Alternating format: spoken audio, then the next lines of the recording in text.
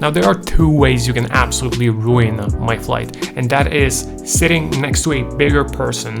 And it doesn't necessarily mean their weight, right? They can have like a different body structure, and sitting next to them is absolute torture because not only you have limited space in your seat, but because their body is so huge, they also produce more sweat, so they kind of smell. Not always though, like I believe there are some good smelling big people, you know.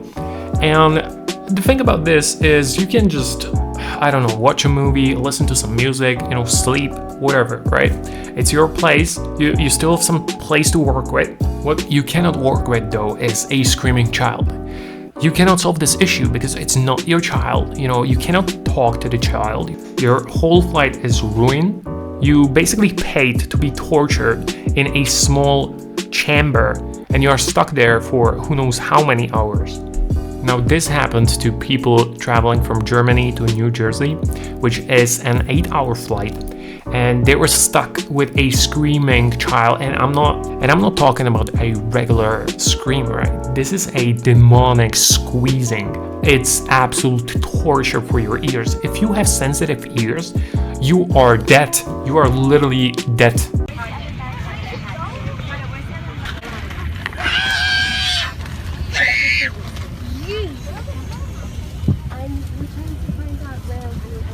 Your mom's right here. Mom It's okay, it's okay. Tanya, come over here.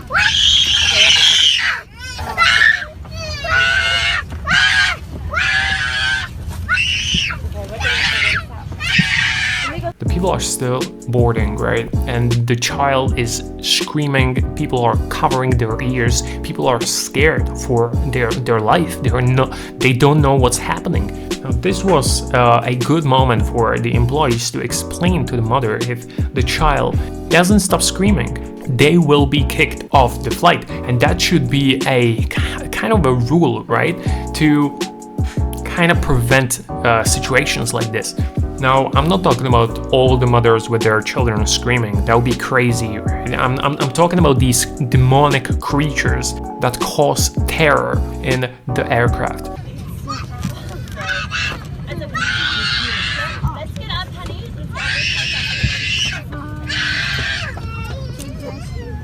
Let me get his iPad and get the Wi-Fi going.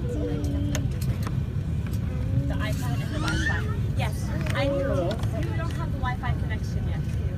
No. Okay, because Now at this point the mother is panicking, right? She's trying to get the Wi-Fi connection for the kid to be on an iPad. Because as we know, children love iPads. But the Wi-Fi connection on a plane is kind of tricky because it doesn't work until the plane is in the air.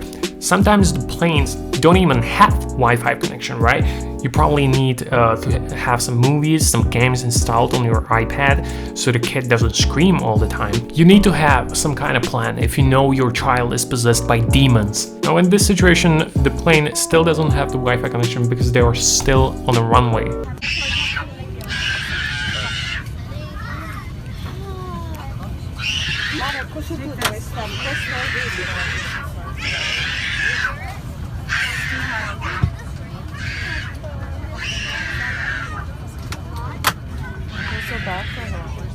Now, as you can see, there are a lot of old people on the plane, right? Which is good because they cannot hear anyway. But I do kind of feel bad for the mother because it must be so embarrassing and so humiliating to have your child scream for the entire flight. And you can see that she is trying to actively solve the situation, right? She's trying to get the Wi-Fi working. She's trying to calm the kid, and it obviously doesn't work.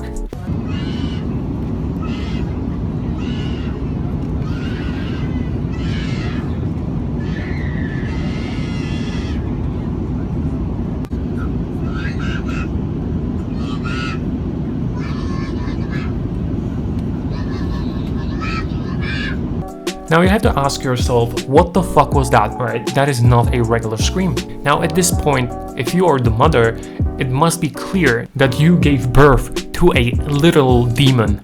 And I would probably look for a priest on the plane to get his hands on the child. That sounds really bad.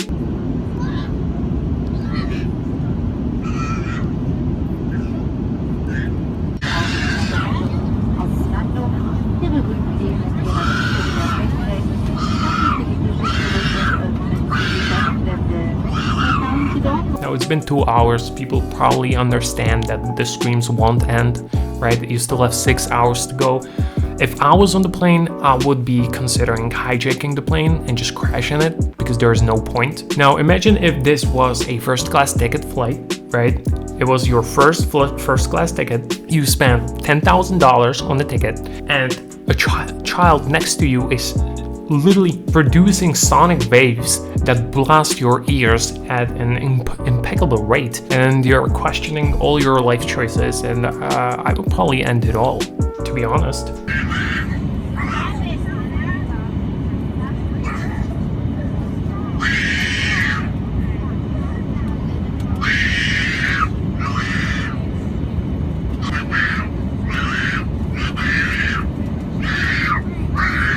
Now I have to ask one question. Where is this energy coming from? Like, this kid must have Red Bulls for breakfast, for lunch, for dinner, and 3 Red Bulls in their sleep to have this much energy. I just don't understand. And considering the fact that this much screaming just hurts your vocal cords, it's actually pretty impressive. Like, this kid might be the next Beyonce, but from hell.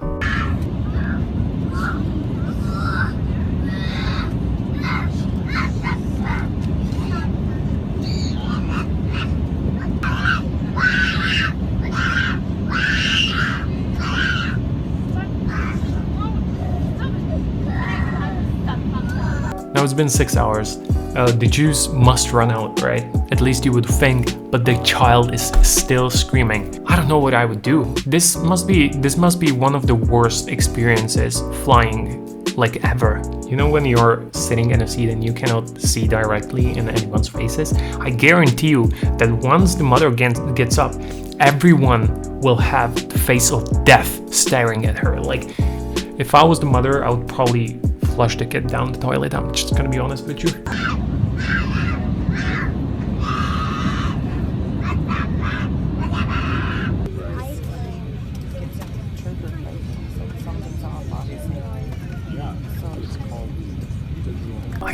I kind of do not understand the caption on this video. Like, I don't understand how this is a proof that digital devices cause this. Like, if I stare too much on an iPad, I would become a demonic creature and scream from the top of my lungs in a plane. Like, that doesn't make any sense. Now, I'm not saying that kids should be on an iPad all the time, but the mother was literally offering the iPad to the kid, right? And it probably doesn't want it. I don't know. It doesn't seem like the issue here. Finally, the mother said, "Calm down, honey." Now that was the secret to make the kid quiet.